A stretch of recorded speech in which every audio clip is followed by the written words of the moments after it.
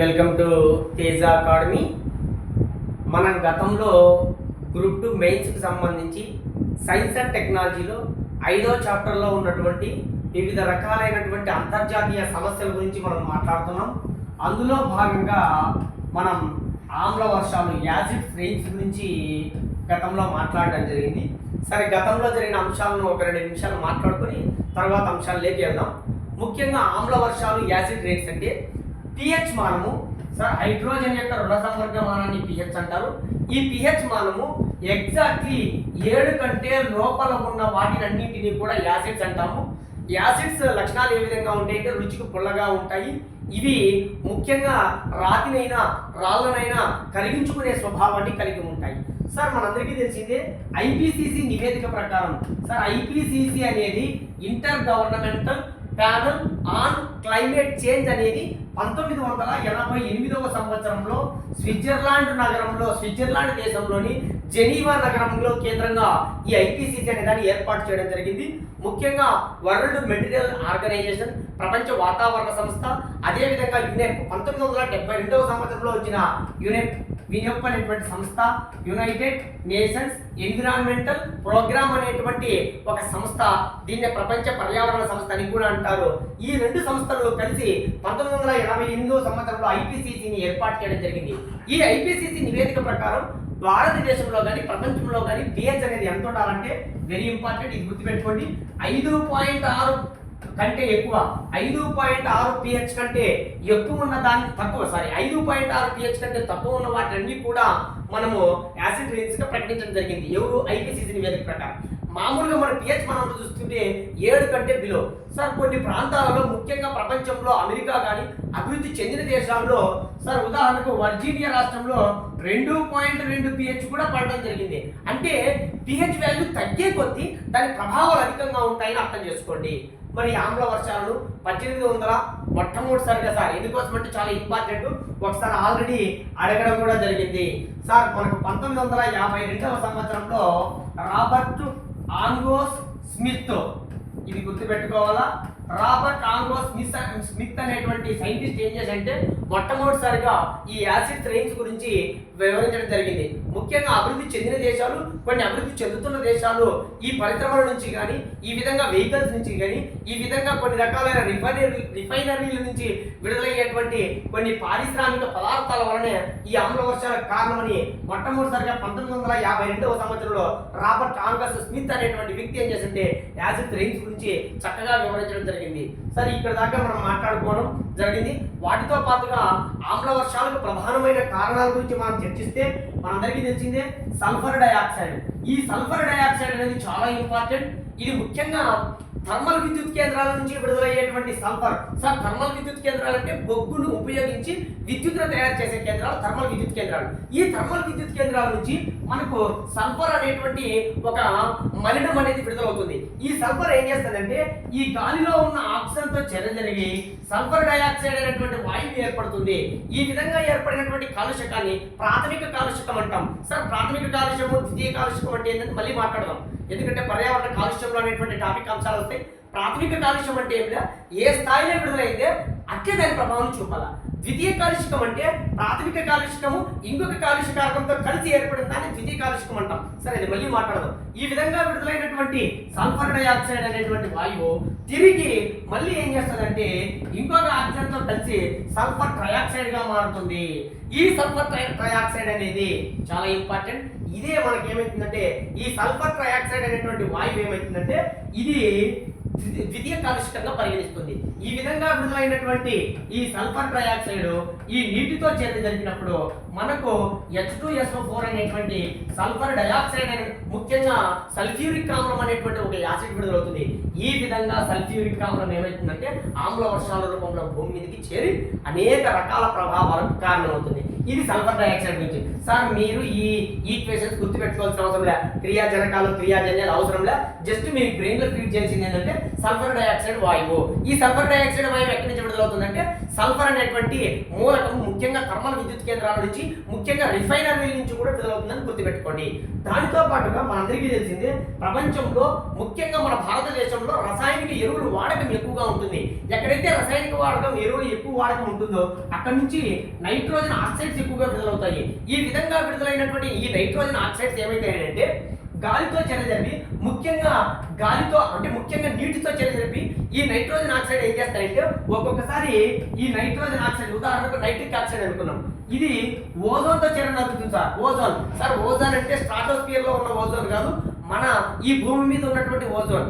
ఈ nitric oxide ఈ ఓజోన్తో చర్య జరిగినప్పుడు ఏమవుతుందంటే నైట్రోజన్ డయాక్సైడ్ గా మారుతుంది. సార్ ఇవన్నీ మీకు అవసరం లేదు, జస్ట్ ఇన్ఫర్మేషన్ ఇస్తున్నా. మనకు కావాల్సింది ఏంటంటే సల్ఫర్ డయాక్సైడ్, నైట్రోజన్ డయాక్సైడ్. ఈ విధంగా ఏర్పడినటువంటి నైట్రోజన్ డయాక్సైడ్ మళ్ళీ కూడా ఓజోన్తో మళ్ళీ చర్య జరిపి నైట్రోజన్ ట్రయాక్సైడ్ గా మారుతుంది. ఈ విధంగా ఏర్పడినటువంటి నైట్రోజన్ డయాక్సైడ్ సార్ మీకు ఇవన్నీ అవసరం లేదు, మళ్ళీ చెప్తున్నా, నేను జస్ట్ ఈక్వేషన్ కోసమే చేస్తున్నా, నైట్రోజన్ పెంటాక్సైడ్ గా మారుతుంది. ఈ విధంగా ఏర్పడిన నైట్రోజన్ పెంటాక్సైడ్ నీటితో చెందుతుంది, అనగా H2O నీటితో చెర జరిపి HNO3 గా ఫామ్ అవుతుంది. దీనిని నత్రిక్ ఆమ్లం అంటాము. ఈ విధంగా ఇవన్నీ క్రియ జరగాలి సార్, ఇవన్నీ క్రియ జరగాలి సార్. ఈ విధంగా నత్రిక్ ఆమ్లం ఏర్పడుతుంది. మీకు ఇవన్నీ కూడా అవసరం లేదు. మీ బ్రెయిన్ లో ఫీడ్ చేయాల్సింది ఏంటంటే సల్ఫర్ డయాక్సైడ్ అనేది బొగ్గు థర్మల్ విద్యుత్ కేంద్రాల నుంచి, అదే విధంగానే రిఫైనరీ నుంచి విడుదలవుతుందని గుర్తుపెట్టుకోండి. దాంతో పాటుగా ఈ nitrogen oxide sir, nitrogen oxides ఈ 3 ఉంటాయి. అందులో ఒక దాని పేరు ఏం పేరంటే నైట్రిక్ ఆక్సైడ్, రెండవ దాని పేరు ఏం పేరంటే ఇది బ్రెయిన్ లో ఫీడ్ చేయాల్సిందే, దీన్ని నైట్రస్ ఆక్సైడ్. సార్ ఇది నైట్రిక్ ఆక్సైడ్. ఈ N2 అనేది నైట్రస్ ఆక్సైడ్. మనం చక్కగా మళ్ళీ వేరే దగ్గర మాట్లాడదాం, దీన్ని నైట్రోజన్ డయాక్సైడ్ NO2 అంటాం, నైట్రోజన్ డయాక్సైడ్ అంటాం. Very important. ఇది మళ్ళీ నేను వేరే దగ్గర మాట్లాడతా, ఇక్కడే మీకు పరిచయం చేస్తున్నా. ఒకటి వచ్చి నైట్రిక్ ఆక్సైడ్, రెండోది వచ్చి నైట్రస్ ఆక్సైడ్, మూడోది వచ్చి నైట్రోజన్ డయాక్సైడ్. సార్ మొట్టమొదటిసారిగా 95% అసలు పొల్యూషన్ కారణం ఏంటంటే నైట్రిక్ ఆక్సైడ్. సార్ ఈ నైట్రస్ ఆక్సైడ్ చూడండి, దీన్ని లాఫింగ్ గ్యాస్ అంటాం. సార్ ఇది గ్రీన్ హౌస్ వాయువుగా కూడా పనిపడుతుంది, గ్రీన్ హౌస్ గ్యాసెస్ గా కూడా ఉపయోగపడుతుంది. అంటే ఉపయోగం కాదు, గ్రీన్ హౌస్ గ్యాసెస్ గా మనకు హాని చేస్తుంది. అది మళ్ళీ మనము గ్లోబల్ వార్మింగ్ అనే టాపిక్ వచ్చినప్పుడు మాట్లాడదాం. మీరు ఇక్కడ గుర్తుపెట్టుకోవాల్సింది ఏంటంటే సార్ మళ్ళీ చెప్తున్నా, ఇవన్నీ ఏమవుతుంది మీకు సల్ఫర్ డయాక్సైడ్ గుర్తుపెట్టుకోండి, నైట్రోజన్ డయాక్సైడ్ గుర్తుపెట్టుకోండి. ఈ నైట్రిక్ ఆక్సైడ్ 3 రకాలు ఉంటాయి, అందులో నైట్రోజన్ ఆక్సైడ్స్ 3 రకాలుగా ఉంటాయి. అందులో ఒకటి నైట్రిక్ ఆక్సైడ్ గుర్తుపెట్టుకోండి, 2 నైట్రస్ ఆక్సైడ్ గుర్తుపెట్టుకోండి, నైట్రోజన్ డయాక్సైడ్ గుర్తుపెట్టుకోండి. మళ్ళీ ఇక్కడ దాకా మనము డిస్కస్ చేసాం గత వీడియోలో.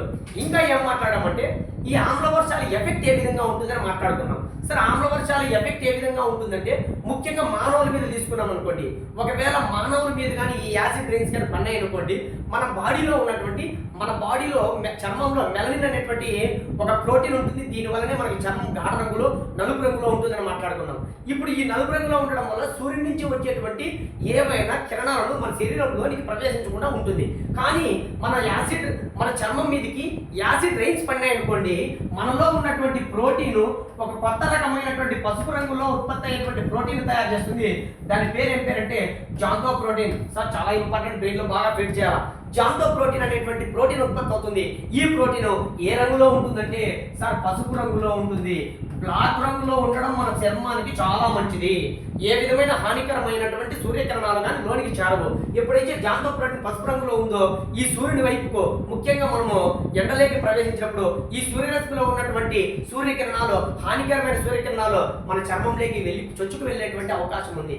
ఇది మానవుల మీద ప్రభావం. సార్ ఇంకోటి ఈ సల్ఫర్ డయాక్సైడ్ ఉంది కదా, ఈ సల్ఫర్ డయాక్సైడ్ ఏమవుతుందంటే మనం ఎప్పుడైనా సరే వర్షంలో మనం నానినప్పుడు ఈ సల్ఫర్ డయాక్సైడ్తో కూడి ఉన్న వర్షం పడినప్పుడు ఈ మన కళ్ళల్లో పెయిన్, కళ్ళలో మంట కానీ కళ్ళు నుంచి నీళ్లు కారడం, ఇట్లాంటి కొన్ని రకాలైన లక్షణాలు కూడా మనకు సల్ఫర్ డయాక్సైడ్ వల్ల కనిపిస్తాయి.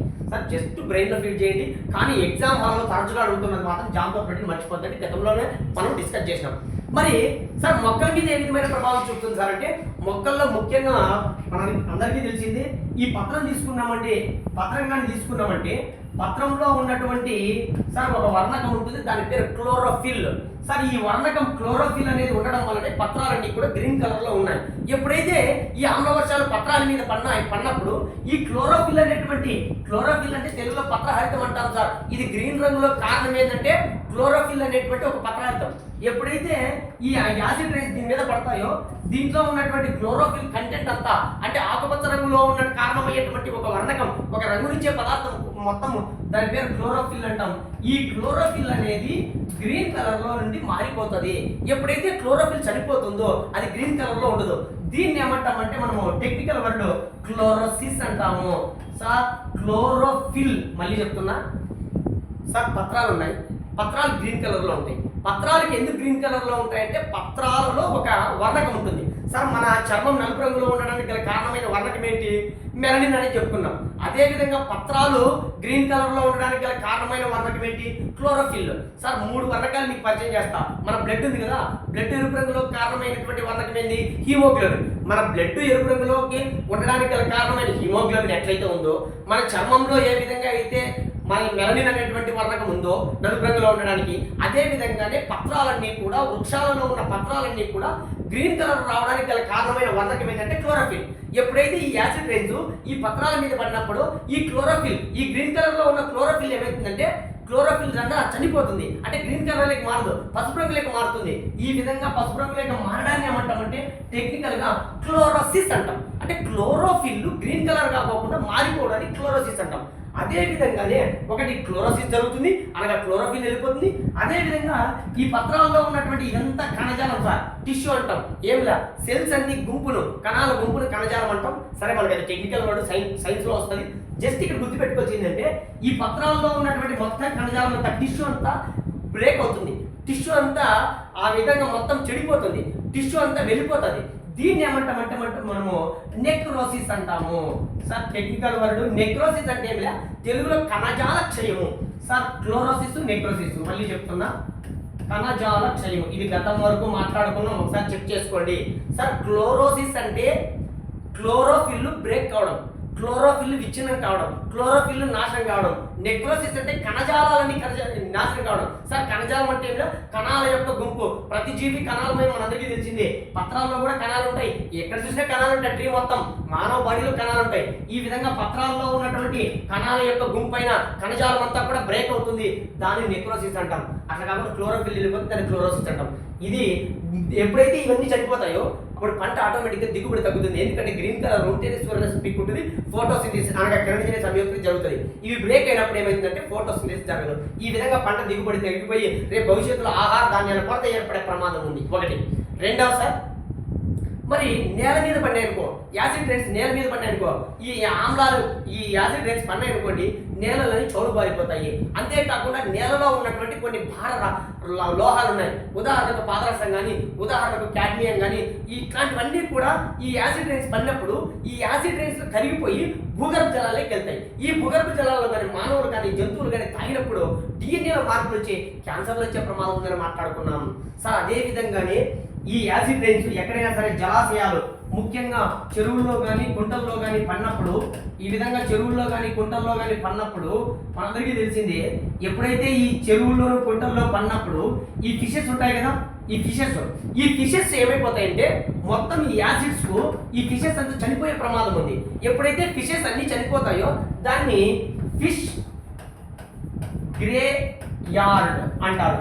సార్ స్వీడన్ దేశంలో దాదాపుగా 1500 చెరువులు ఈ విధంగా యాసిడ్ రైన్స్ వల్ల చెరువుల్లో ఉండే చేపలన్నీ చనిపోయి పైకి తేలడం జరుగుతుంది. సార్ ఎప్పుడైతే ఆమ్లత్వం పెరిగిందనుకో, సార్ నీళ్ళలో వాటర్లో ఆమ్లత్వం పెరిగితే ఈ ఆక్సిజన్ పర్సెంటేజ్ ఏమవుతుందంటే తగ్గుతుంది. సార్ యాక్చువల్గా భూమి మీద అనగా మన వాతావరణంలో 21% ఆక్సిజన్ కంటెంట్ ఉంటే వాటర్లో 3% అంటే చాలా తక్కువ కంటెంట్. అందుకోసమే ఎల్లప్పుడూ చేపలు నిరంతరం నోటిని ఎందుకు తెచ్చుకుంటాయంటే ఆ వాటర్ పోతూ వాటర్లో కలిగి ఉన్న ఆక్సిజన్ పీల్చుకోవడం కోసం. ఇప్పుడు ముందే 3% ఉన్నటువంటి ఈ ఆక్సిజన్ ఒక్కసారిగా యాసిడ్స్ పెరిగే కొద్ది ఆక్సిజన్ కంటెంట్ తగ్గిపోయి ఈ చేపలన్నీ కూడా చనిపోయే ప్రమాదం ఉంది. ముఖ్యంగా స్వీడన్ దేశంలో ఈ విధంగా 1500 చెరువుల్లో ఉన్నటువంటి చేపలన్నీ కూడా చనిపోయాయి. అందుకే వీటిని ఫిష్ గ్రే యార్డ్స్ అంటే ఏంలే చేపల యొక్క శ్మశాన వాటిక అని పిలుస్తారు. స్వీడన్ దేశంలో ఈ విధంగా జరిగింది. సార్ మీరు స్వీడన్ దేశం గుర్తుపెట్టుకోండి. ఈ క్రింది ఏ దేశంలో ఫిష్ గ్రేయార్డ్స్ ఎక్కువగా సంభవించాయి అంటే 1500 చెరువుల్లో ఈ స్వీడన్ దేశంలో ఈ విధంగా జరిగింది.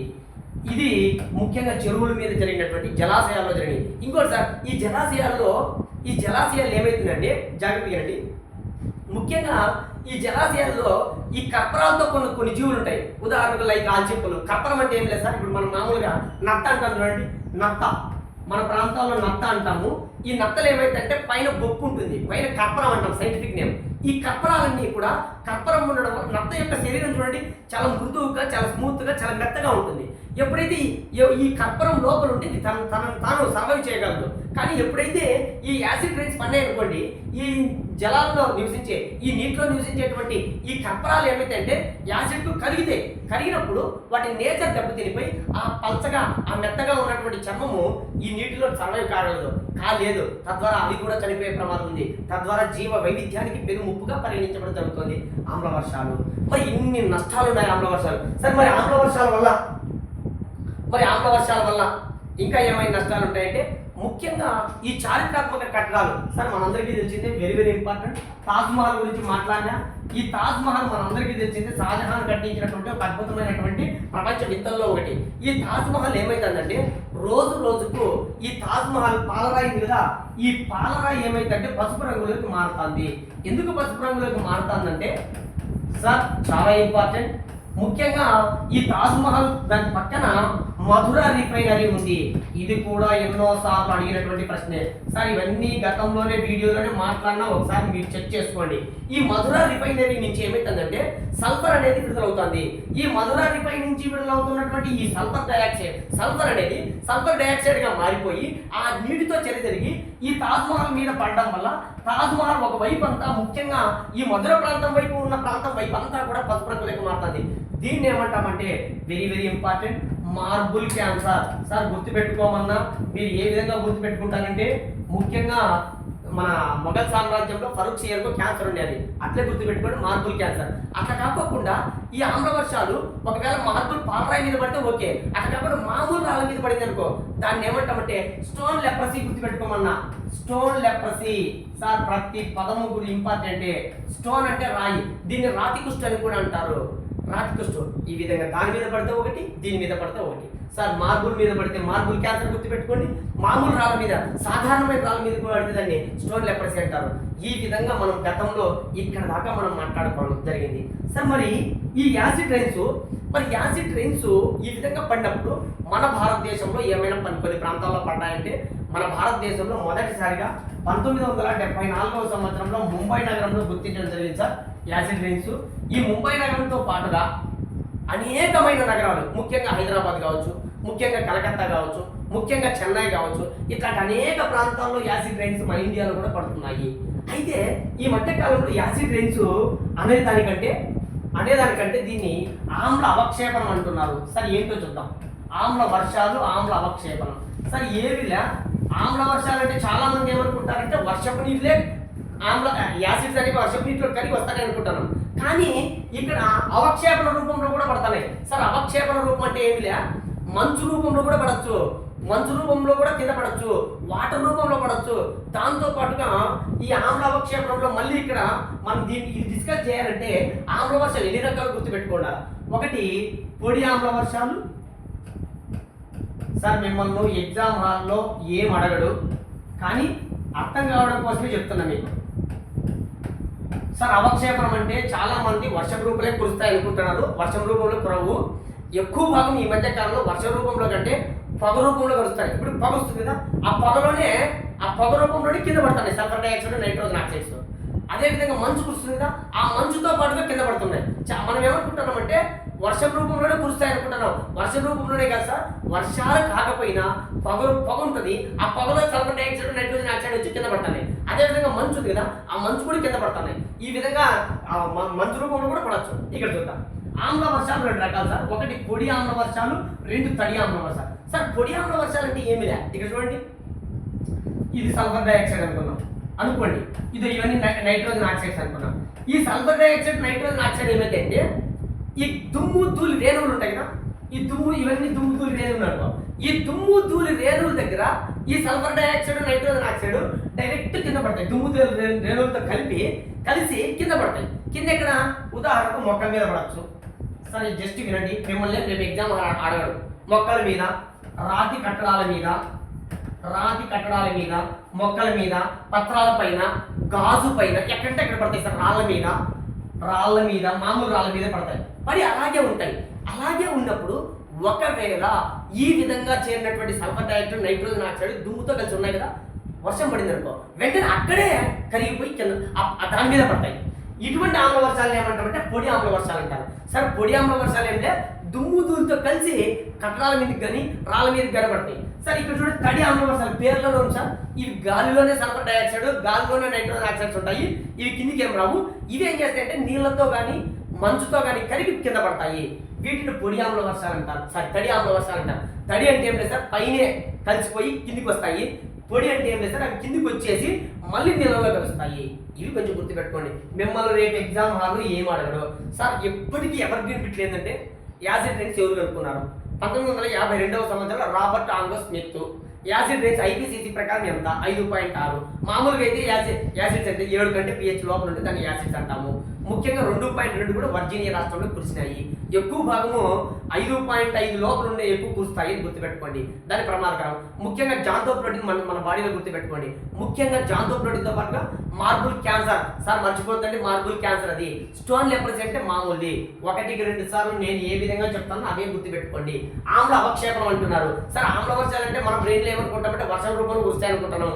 కాదు, వర్షమే కాదు, పొగ రూపంలో కురసచ్చు. వర్షమే పొగ రూపంలో కాదు, మంచు రూపంలో కూడా కురసచ్చు. సార్ ఇక్కడ ఆమ్ల వర్షాలు 2 రకాలు. ఒకటి పొడి ఆమ్ల వర్షాలు, 2 తడి ఆమ్ల వర్షాలు. పొడి ఆమ్ల వర్షాలు అంటే దుమ్ము రేణువులతో కలిసి మొక్కల మీద పడతాయి లేదా రాతి కట్టడాల మీద పడతాయి. ఒకవేళ వర్షం పడినప్పుడు వర్షపు నీటిలో కరిగిపోయి మళ్ళీ కింద పడతాయి. మళ్ళీ కరిగిపోయి మళ్ళీ దాని ప్రభావం చూపుతుంది. తడి ఆమ్ల వర్షాలు అంటే direct sulphur dioxide nitrogen oxides ఉంటాయి. సార్ ఈ రెండు కూడా ఏం చేస్తాయంటే ఇవి డైరెక్ట్ వర్షపు నీళ్ళలో కరిగిపోయి కింద పడతాయి. సార్ మరి ఆమ్ల వర్షాలు రాకుండా ఏమైనా చేయొచ్చునా? సార్ మనందరికీ తెలిసిందే, ఆమ్ల వర్షాలు రాకుండా చేయాలంటే థర్మల్ విద్యుత్ కేంద్రాల నుంచి అంటే బొగ్గుతో తయారు చేసే విద్యుత్ కేంద్రాలు ఉండకూడదు. ఒకటి రిఫైనరీ అంటే చమురు శుద్ధి కర్మాగారాలు అంటే చమురు వాడకాన్ని ఏం చేయాలంటే తగ్గించాలా. వాహనాల సంఖ్యను మనం తగ్గించుకోవాల్సింది. నైట్రోజన్ ఆక్సైడ్స్ విడుదల కాకూడదు. సార్ నైట్రోజన్ ఆక్సైడ్ అంటే నైట్రోజన్ డైఆక్సైడ్ ఇవన్నీ కలిసిపోయి కదా మనకి HNO3 నత్రిక ఆమ్లం ఏర్పడుతుంది. ఇప్పుడు నత్రిక ఆమ్లం ఏర్పడి HNO3 అంటే నత్రిక ఆమ్లమే సార్. ఇప్పుడు నైట్రోజన్ ఆక్సైడ్స్ ఉన్నాయి కదా, N2O5 ఇవన్నీ ఇవి H2O తో కలిసిన తర్వాతనే కదా HNO3గా మారుతుంది. ఈ నత్రిక ఆమ్లం రాకూడదు అనుకుంటే, ఈ నత్రిక ఆమ్లం రాకూడదంటే ఏం చేయాలా? రసాయనిక ఎరువులు వాడకాన్ని తగ్గించాలా. ఎందుకంటే ఎక్కువగా ఈ నైట్రోజన్ ఆక్సైడ్స్ ఎరువుల నుంచి ఎక్కువగా విడుదలవుతాయి. కొద్ది మొత్తంలో మళ్ళీ ఎక్కడి నుంచి విడుదలవుతుంది అంటే వాహనాల నుంచి విడుదలవుతుంది. మొత్తానికి రసాయనిక ఎరువులు వాడకాన్ని తగ్గించినా కూడా ఈ నైట్రోజన్ ఆక్సైడ్స్ మనం కంట్రోల్ చేస్తాము. సల్ఫర్ డైఆక్సైడ్ అంటే మామూలుగానే వాహనాల కాలుష్యం నుంచి తగ్గించుకొని థర్మల్ విద్యుత్ కేంద్రాల నుంచి విడుదల చేయకుండా చేస్తే ఆటోమేటిక్గా యాసిడ్ రైస్ అనేది తగ్గిపోతుంది. ఒకవేళ యాసిడ్ రైస్ వచ్చిన తర్వాత ఏ విధంగా కంట్రోల్ చేయాలి? సార్ మన నేలలోకి యాసిడ్స్ పెరిగింది కదా, అంటే నేలలో ఇప్పుడు నేల భాగంలో ఏమైంది? యాసిడ్ పెరిగిపోయింది, పంటలు పండవు. యాసిడ్ పెరిగితే పంటలు పండవు కాబట్టి వాటికి ఏం చేయాలంటే lime stone. Sir lime stone అంటే సున్నప్రాయి. లైమ్ స్టోన్ అంటే సున్నప్రాయి కలిపినాం అనుకోండి, అది తటస్థం అవుతుంది. సార్ తటస్థం అంటే ఇది క్షారం సార్. యాక్చువల్గా సార్ ఇది క్షారం. యాసిడ్ అంటే ఆమ్ల వర్షాలు యాసిడ్. సార్ ఎప్పుడన్నా కానీ యాసిడ్స్ బేసిస్ అంటే ఆమ్లాలు క్షారాలు ఈ రెండు కలిస్తే ఏర్పడిన దాన్ని ఏమంటామంటే తటస్థం అంటారు. ఈ తటస్థం ఏర్పడిందంటే ఏ విధమైన హాని ఉండదు. ఈ విధంగా యాసిడ్స్ బేసిడ్స్ రెండు కంబైన్ చేస్తే తటస్థం ఏర్పడి మనకి ఏ విధమైన నష్టాలు జరగవు. ఈ విధంగా ఈ నేల మీద పడినప్పుడు యాసిడ్స్ యొక్క ప్రభావాన్ని తగ్గించడం కోసం మనం ఏం చేస్తామంటే లైమ్ స్టోన్ కలుపుకుంటాము. ఇది 1-2 సార్లు జాగ్రత్తగా నేను చెప్పినంతా నేర్చుకోండి, సులభంగా ఉంటుంది. సార్ మిమ్మల్ని ఎక్కడ ఈక్వేషన్లు అడగడు. నేను రాశాను చూడండి, ఆ ఈక్వేషన్లు అస్సలు బట్టి పట్టద్దండి, మీకు అవసరం లే. మీ బ్రెయిన్లో ఫిట్ చేసిందే ఆమ్ల వర్షాలు. మిమ్మల్ని తడి ఆమ్ల వర్షాలు పొడి ఆమ్ల వర్షాలు ఏం అడగడు. మీరు గుర్తుపెట్టుకోవాల్సింది ఏంటంటే సల్ఫర్ డైఆక్సైడ్ ఎక్కడి నుంచి విడుదలవుతుంది, నైట్రోజన్ ఆక్సైడ్స్ ఎక్కడ విడుదలవుతుంది. సార్ మళ్ళీ చెప్తున్నా, ఇక్కడ నాకు తెలిసి మీరు కన్ఫ్యూజ్ పడేది ఏంటంటే నైట్రోజన్ ఆక్సైడ్స్ దగ్గర కన్ఫ్యూజ్ పడతారు. సార్ ఇవి మళ్ళీ 3 రకాలు. ఈ నైట్రోజన్ ఆక్సైడ్స్ అంటే 3 రకాలను గుర్తుపెట్టుకోండి. అందులో ఒక దాని పేరు ఏం పేరంటే సార్ 1-2 సార్లు చదువుతూ వస్తుంది. దీని పేరు ఏం పేరంటే నైట్రిక్ ఆక్సైడ్. రాస్తున్నా, బాగా నీట్గా నిదానంగా నేర్చుకోండి. ఒక దాని పేరు నైట్రిక్ ఆక్సైడ్. సార్ రెండవ దాని పేరు రాస్తున్నా, దీన్ని నైట్రస్ ఆక్సైడ్ బ్రెయిన్ లో ఫీడ్ చేయాల్సింది, మనకి ఎప్పటికీ అవసరమయ్యేది, చాలా చాలా ఇంపార్టెంట్ నైట్రస్ ఆక్సైడ్. ఎందుకనగా ఇది గ్రీన్ హౌస్ గ్యాసెస్ గా ఉంటుంది. అనగా గ్లోబల్ వార్మింగ్ ఒక కారణమయ్యేటువంటి ఆక్సైడ్ ఏంటంటే nitrous oxide. Sir nitrous oxide అంటే లాఫింగ్ గ్యాస్ సార్ దీన్ని ఎవరైతే పిలుస్తారో నవ్వు పుట్టించే వాయువు అని ఎన్నోసార్లు జనరల్ స్టడీస్ మనం నేర్చుకుంటాం సార్. ఇక మూడోది nitrogen dioxide sir. Nitrogen dioxide sir. ఈ మూడు ఆక్సైడ్లలో ఈ మూడు నైట్రోజన్ ఆక్సైడ్లో 95% ఇది ఒక్కటే విడుదలవుతుంది. అది నైట్రిక్ ఆక్సైడ్. చాలా ప్రమాదకరమైనది. ముఖ్యంగా ఈ నైట్రిక్ ఆక్సైడ్ అనేది ఈ మన యాసిడ్ రేస్ కూడా అధికంగా కారణమవుతుంది. మీరు అధికంగా కారణమనే దాన్ని గుర్తుపెట్టుకోకండి. 95% ఏమడుగుతుంటే రేపు ప్రశ్నలో నైట్రోజన్ ఆక్సైడ్లలో అత్యధిక శాతం ఆక్సైడ్ ఉండేది nitric oxide. Sir nitrogen oxides అంటారు. ఎక్స్ అంటే ఇవన్నీ ఎక్స్లే, 3 రకాలు. ఎక్స్ అంటే 3 రకాలు. ఇదో నైట్రిక్, ఇదో నైట్రస్, ఇదో నైట్రోజన్ డయాక్సైడ్. ఈ 3 ఒకసారి రాసుకొని పేపర్ మీద ప్రాక్టీస్ చేయండి. నేను నెక్స్ట్ గ్లోబల్ వార్మింగ్ వచ్చేటప్పుడు ఈ గ్యాస్ మనకు అత్యంత ఉపయోగకరం. నైట్రస్ ఆక్సైడ్, మళ్ళీ చెప్తున్నా, నైట్రస్ ఆక్సైడ్ గ్లోబల్ వార్మింగ్ కారణము. ఈ వాయువే చాలా మన గ్లోబల్ వార్మింగ్ ప్రధానమైన కాలుష్య కారకాలు. ఇది కూడా ఒకటి. అది మనం అక్కడ అధ్యయనం చేద్దాం. ఇవి గుర్తుపెట్టుకోండి. ఇంతకు మించి ఆమ్ల వర్షాల మీద మీకు ఎగ్జామ్ హాల్లో ఎక్కడ ప్రశ్నలు రావు. బాగా అధ్యయనం చేసినట్టు చదివితే ఆమ్ల వర్షాల మీద పెద్ద కాంప్లికేటెడ్ అయితే ఏమీ ఉండదు. Okay, thank you.